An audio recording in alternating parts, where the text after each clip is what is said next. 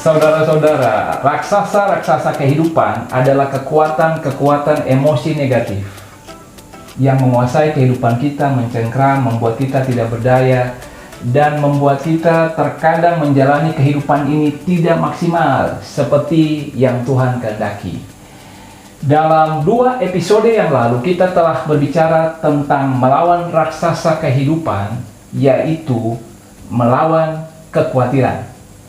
Jumpa kembali bersama dengan Pnia Mistry dalam acara Wajah Allah. Kembali kita membahas tema melawan raksasa kehidupan yang kita katakan emosi-emosi negatif.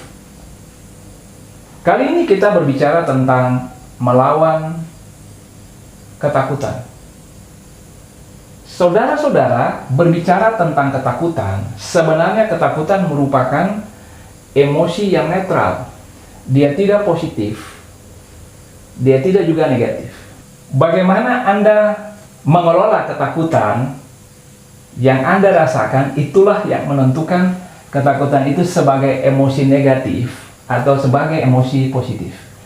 Emosi positif, ketakutan adalah karunia yang diberikan oleh Tuhan untuk melindungi kita dari bahaya atau dari hal-hal yang kita tidak inginkan terjadi dalam kehidupan kita. Misalnya contoh, tanpa ketakutan, maka bisa saja kita menyerempet bahaya, menerjang hal-hal yang membahayakan kehidupan kita. Tanpa ketakutan, bisa saja kita di jalan raya bertindak seenaknya yang bisa mencelakakan diri kita maupun orang lain. Tanpa ketakutan, maka orang tidak bisa mempersiapkan dirinya untuk tampil lebih baik. Misalnya, tanpa ketakutan untuk tidak lulus atau tidak naik kelas, maka yang belajar, baik sebagai siswa maupun mahasiswa, tidak akan mempersiapkan dirinya sebaik-baik mungkin karena tidak ada ketakutan untuk lulus atau untuk berhasil. Jadi berbicara tentang ketakutan dari sisi emosi yang positif adalah sebuah kekuatan yang melindungi diri kita, bahkan yang menjaga dan mengarahkan kehidupan kita pada hal-hal yang baik. Tetapi sebaliknya, ketakutan sebagai emosi yang negatif adalah perasaan yang memerangkap kita, membelenggu kita, sehingga menghalangi aktivitas atau kehidupan kita sehari-hari, bekerja, belajar, bermain, bahkan untuk melayani Tuhan. Ketakutan yang membelenggu, itulah yang tengah kita bahas sebagai tema melawan raksasa kehidupan, melawan ketakutan. Saudara-saudara, rata-rata manusia memiliki ketakutan. Umumnya orang memiliki ketakutan akan kemiskinan, kehilangan kasih, sakit, masa depan, kematian. Anda bisa menyebutkan ketakutan-ketakutan yang juga mungkin pernah Anda alami, bahkan saat ini Anda tengah berusaha melawannya.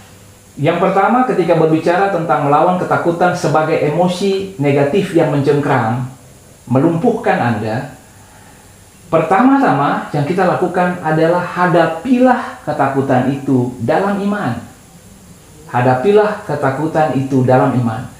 Seringkali ketika orang menghadapi ketakutan, orang memilih untuk lari, tidak menghadapi ketakutan itu, berlari menjauh. Dengan berlari menjauh, orang berpikir bahwa bisa menyelesaikan persoalan tentang ketakutan itu. Tetapi sebenarnya semakin orang berlari menjauh daripada ketakutan itu, semakin dia dicengkram, tidak berdaya, dan semakin dia dilumpuhkan. Ketika dikatakan melawan ketakutan adalah hadapi ketakutan itu dengan iman, ini seperti yang dilakukan oleh Yakub. Yakub dalam Kejadian 32, judul perikopnya Yakub takut bertemu dengan Esau. Di situ dikatakan dalam ayatnya yang ke-6. Kemudian pulanglah para utusan itu kepada Yakub dan berkata, kami telah sampai kepada kakakmu, kepada Esau, dan ia pun sedang di jalan menemui engkau, diiringi oleh 400 orang. Nah, ayat 7 kemudian mengatakan bahwa Yakub sangat takut. Lalu sangat takutlah Yakub dan merasa sesak hati, maka dibaginyalah orang-orangnya yang bersama-sama dengan dia, kambing dombanya, lembu sapinya, dan untanya menjadi 2 pasukan. Sampai di situ, saya hendak mengingatkan kita tentang kisah Yakub. Yakub mencuri hak kesulungan Esau. Esau mengancam untuk membunuh Yakub. Dan karena ancaman itu, Yakub kemudian melarikan diri ke Laban. Selama beberapa tahun dia tinggal di sana dan kemudian dia memutuskan untuk kembali. Dalam perjalanan melarikan diri dari Esau, Yakub tidur di Betel dan bermimpi bertemu dengan Tuhan. Dia melihat surga terbuka, ada tangga-tangga yang menghubungkan surga dengan bumi, dan malaikat Tuhan turun naik di situ. Di situ Tuhan menjanjikan kepada Yakub tentang berkat-berkat yang luar biasa, dan Tuhan mengatakan bahwa Yakub akan kembali ke tanah kelahirannya.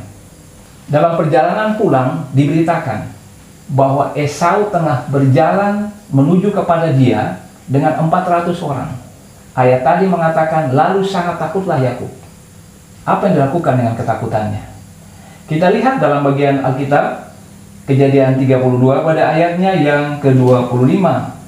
Di situ dibilang begini, Yakub meneruskan perjalanannya, tetapi ada bagian Alkitab yang mengatakan bahwa Yakub menghadapi ketakutannya. Di sini dibilang begini, lalu tinggallah Yakub seorang diri, dan seorang laki-laki bergulat dengan dia sampai fajar menyingsing.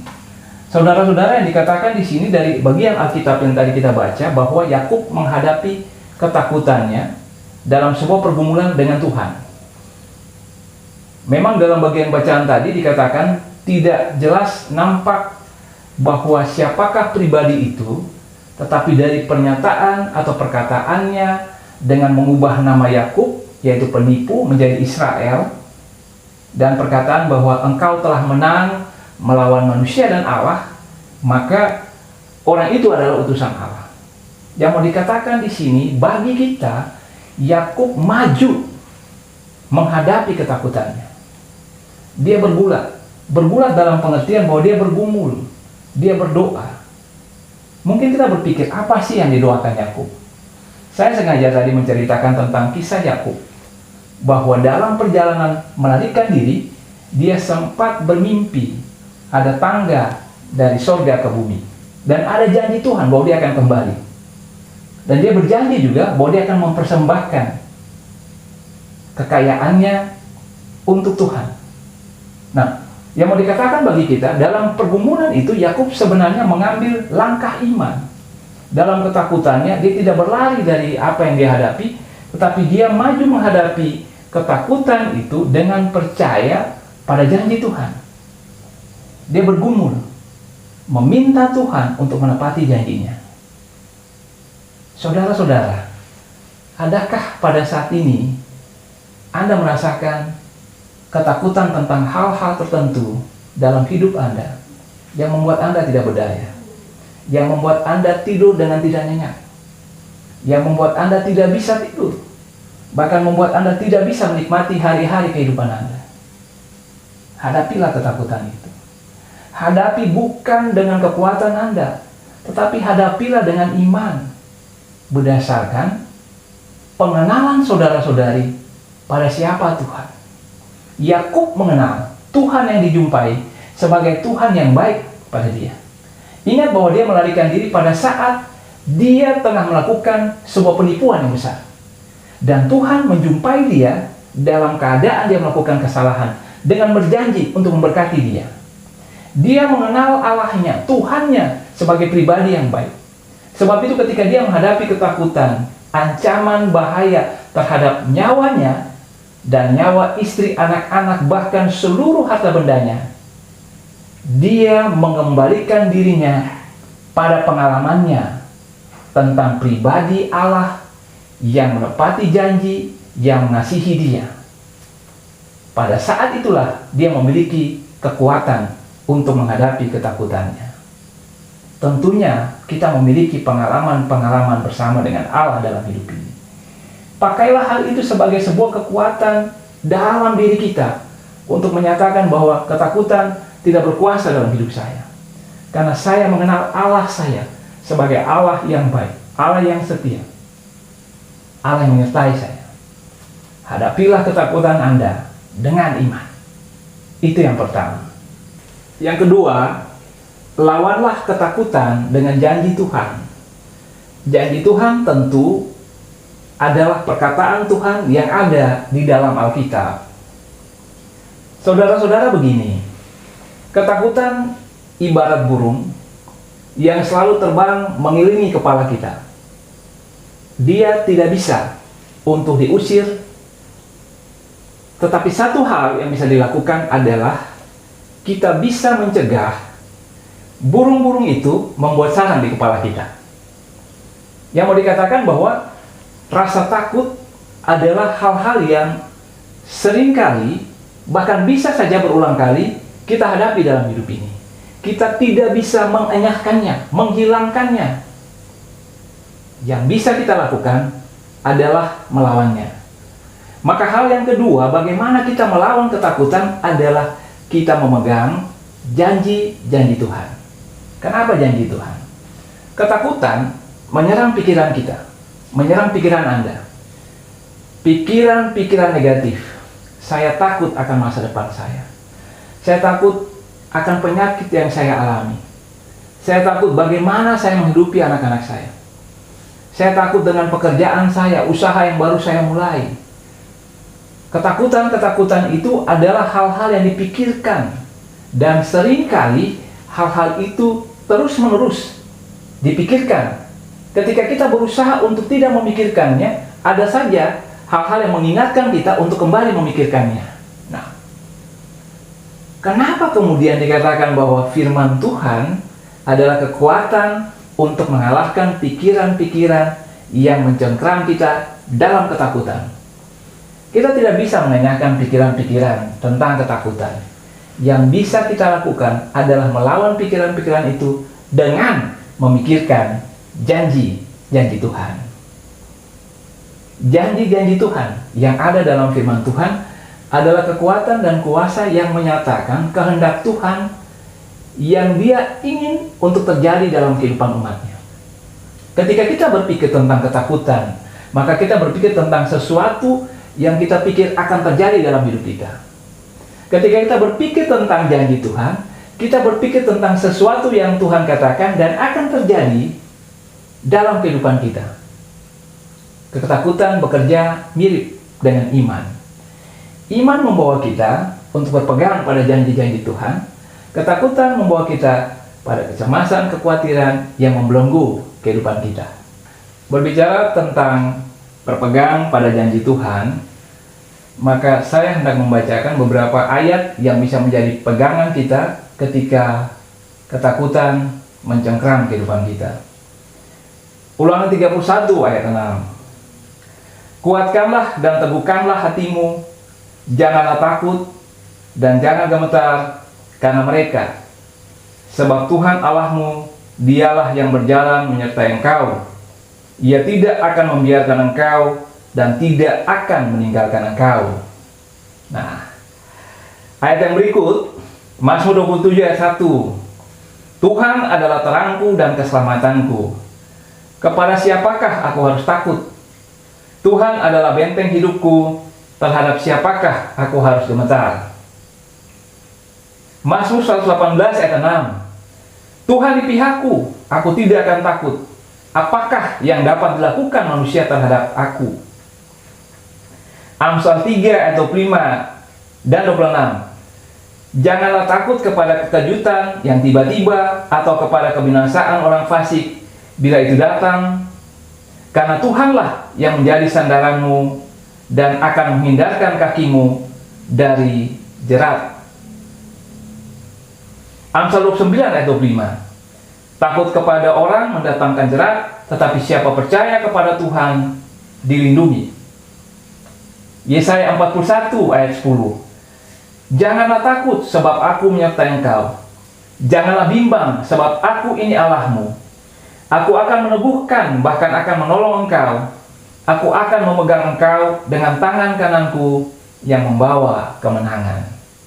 Saudara-saudara, sesudah ayat-ayat tadi dibaca dan kemudian direnungkan, maka saya hendak mengatakan satu hal yang seringkali saya katakan. kepada diri saya sendiri, bahkan orang-orang yang tengah mengalami pergumulan melawan ketakutan.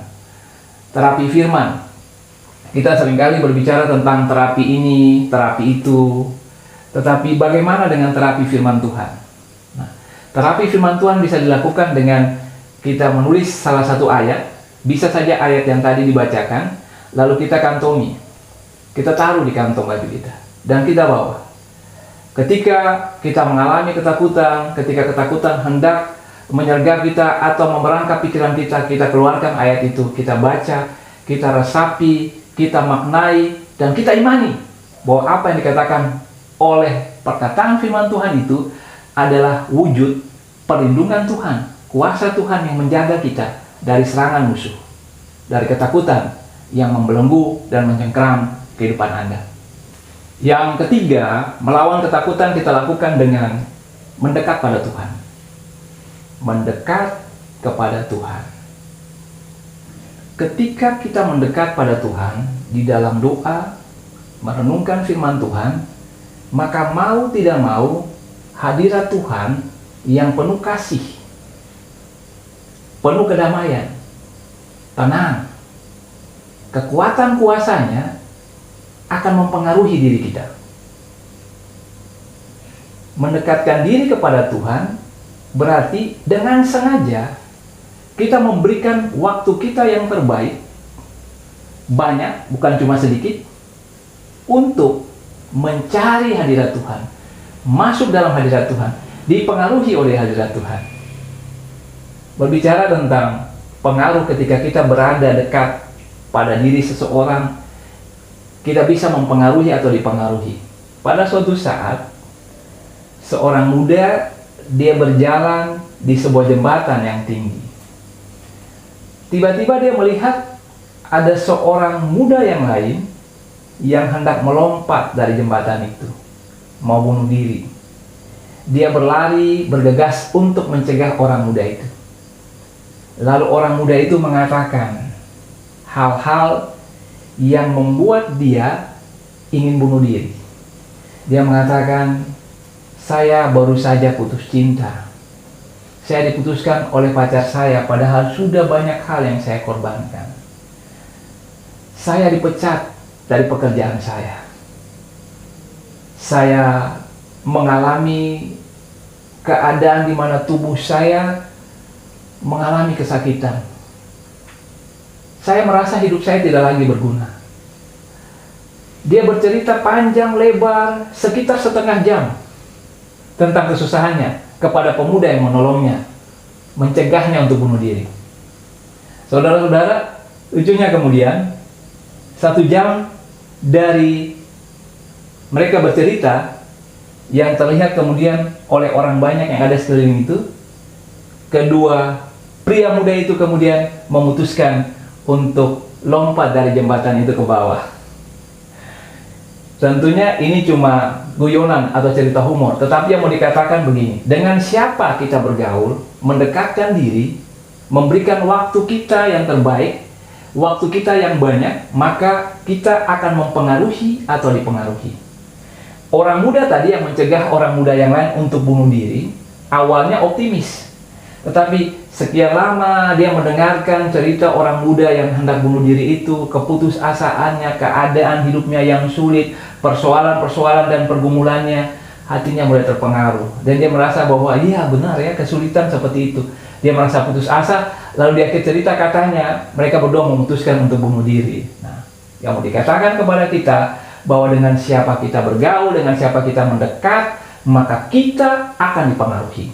Sebab itu, ketika Anda mengatakan Anda mau menang melawan ketakutan, mau tidak mau, Anda harus berpaling pada kekuatan dan kuasa yang mampu untuk memberikan rasa aman, rasa tenang, rasa tentram dalam kehidupan Anda.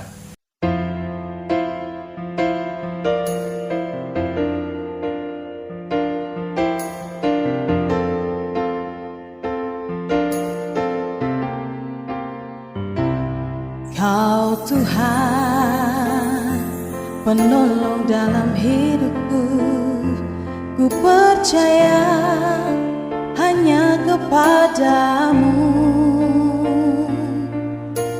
Kau pegang tanganku dan tuntun langkahku. Yesus, Kau perlindunganku. Kau Tuhan, kekuatan dalam hidupku, penolongku dalam kesesakan. Kau gunung batuku dan pertahananku. Yesus, Kau kemenanganku. Yesus, padamu ku berseru. Kaulah penyelamatku. Terpujilah Kau Tuhanku. Mulutku memuji nama-Mu sepanjang umur hidupku. Terpujilah Kau Tuhanku di atas segalanya.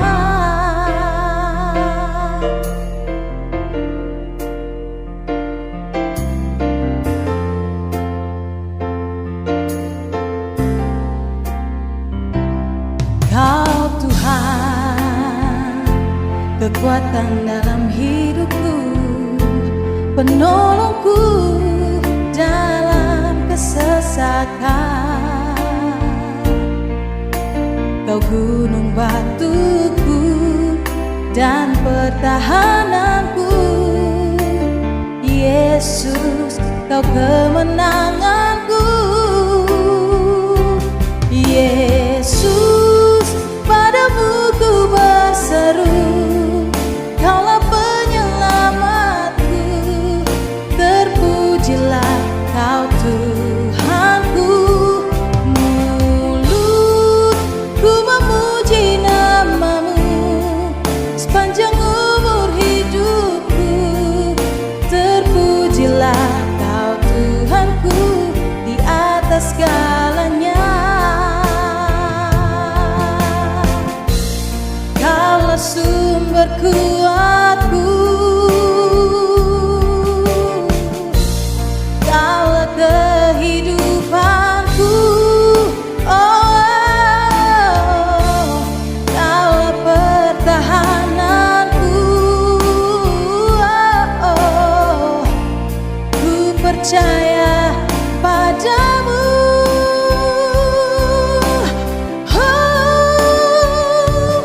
Yesus, padamu ku berseru. Kaulah penyelamatku. Terpujilah Kau Tuhanku. Mulutku memuji nama-Mu sepanjang umur hidupku. Terpujilah Kau Tuhanku di atas segalanya.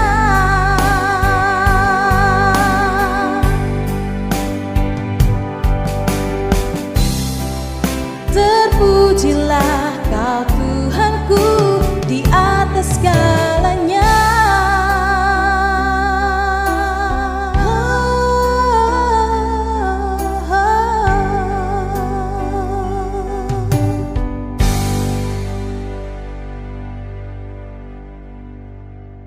Mendekat kepada Tuhan dan menjadikan Tuhan sebagai penolong kita mengandung arti bahwa ketika kita mendekat kepada Tuhan, maka yang kita dapatkan bukan lagi sudut pandang kita yang terbatas. Orang bunuh diri karena memiliki sudut pandang yang terbatas terhadap penyelesaian persoalan-persoalan hidupnya. Dia melihat segala sesuatu dari sudut pandangnya yang terbatas dan tidak menemukan jalan keluar. Dia memutuskan untuk mengakhiri hidupnya. Ketika kita mendekatkan diri pada Tuhan, maka kita diperhadapkan pada sudut pandang Tuhan yang luar biasa. Pada pribadi Tuhan yang penuh kasih. Pada kekuatan kuasanya yang bisa kita rasakan ketika kita mendekat di dalam hadiratnya. Yang paling pertama dan yang utama adalah kita merasakan pribadi Tuhan sebagai pribadi yang penuh kasih. Alkitab mengatakan Allah adalah kasih. Dan lawan daripada ketakutan bukanlah keberanian, Bukan cuma sekedar iman, tetapi adalah iman dan percaya dalam kasih Tuhan. Lawan ketakutan adalah kasih. Ketakutan hanya bisa dipadamkan dengan kasih. Dan kasih yang sempurna, Anda bisa menjawabnya. Datangnya cuma dari satu orang pribadi, yaitu Tuhan. Hanya Tuhan yang bisa mengasihi kita dengan sempurna. Tuhan memahami ketakutan kita. Dan di dalam kasih-Nya yang melingkupi kita, ketakutan kita sirna. 1 Yohanes 4 ayat 18 mengatakan begini, di dalam kasih tidak ada ketakutan. Kasih yang sempurna melenyapkan ketakutan. Sekali lagi, di dalam kasih tidak ada ketakutan. Kasih yang sempurna melenyapkan ketakutan. Di dalam kasih tidak ada ketakutan. Kasih yang sempurna berarti di dalam Allah segala ketakutan kita lenyap. Ketakutan kita hilang. Karena kita percaya bahwa di dalam Allah kita dijaga, dilindungi, dipelihara daripada segala sesuatu yang bisa mengancam hidup kita. Ingatkah kita pada pengalaman kecil kita masing-masing? Biasanya waktu kita kecil, ketika mau ke kamar mandi, seandainya kamar mandi atau WC itu berada di luar, dan pada saat malam hari ingin buang air kecil atau pipis, maka kita takut dan pasti minta untuk ditemani oleh orang tua, atau entah mungkin kakak, atau mungkin saja opa atau oma. Kalau ketika kita mengatakan kita takut, ingin ke belakang, dan mereka mengatakan pergi saja sendirian, nanti saya nyalakan lampu, nanti papa atau mama nyalakan lampu, dan kemudian jalan ke kamar mandi terang, tetap kita akan mengatakan bahwa kita tidak mau pergi, karena kita tahu kita sendirian. Kita takut terhadap hal-hal tertentu yang dalam benak kita sebagai anak kecil bisa saja mengancam kita. Tetapi ketakutan itu akan berubah bila orang tua, papa, mama, opa, oma, ataupun mungkin kakak mengatakan, mari kita pergi sama-sama. Kita akan dengan tenang berjalan menuju kamar mandi, sesudah pipis kita kembali lagi. Yang mau dikatakan dari pengalaman masa kecil kita adalah bahwa ketakutan kita hilang dengan kasih. Kita percaya orang yang bersama-sama dengan kita mengantarkan kita ke kamar mandi adalah orang yang mengasihi kita, menjaga, melindungi kita daripada bahaya yang bisa mengancam sewaktu-waktu. Itulah yang dikatakan dalam hal yang ketiga melawan ketakutan adalah dengan mendekat kepada Allah, mendekat kepada Tuhan. Mendekatkan diri kepada Tuhan akan membuat hati kita merasa tenang, aman dan tentram karena kasih Tuhan. Alkitab memberikan gambaran yang luar biasa tentang domba yang hilang dari kelompoknya, dan tentunya ketakutan karena sendirian. Dan Tuhan yang digambarkan sebagai gembala menemukan domba itu, lalu memanggul domba itu di bahunya. Bayangkanlah bahwa Tuhan selalu ingin supaya kita memiliki rasa tenang, rasa damai, sukacita dan tentram dalam kehidupan kita. Mendekat kepada Tuhan akan membuat kita mampu untuk mengalahkan ketakutan yang ada dalam diri kita. Saudara-saudara, kekuatan dan kuasa Tuhan memberikan kepada kita kemampuan untuk melawan ketakutan sebagai emosi yang negatif dalam hidup kita, yang memerangkap, mencengkeram, membuat kita tidak tenang dan bisa menikmati kehidupan ini. Percayalah bahwa di dalam Tuhan kita memiliki kekuatan dan kuasa untuk mengalahkan ketakutan. Tuhan memberkati saudara-saudari. Apapun yang menjadi ketakutan saudara-saudari pada saat ini, Tuhan memampukan saudara-saudari untuk menaklukkannya. Kita mengakhiri perjumpaan bersama dengan Nia Mistry dalam acara Wajah Allah. Kita akan berjumpa kembali dalam acara Wajah Allah, masih dengan tema utama, yaitu melawan raksasa-raksasa kehidupan.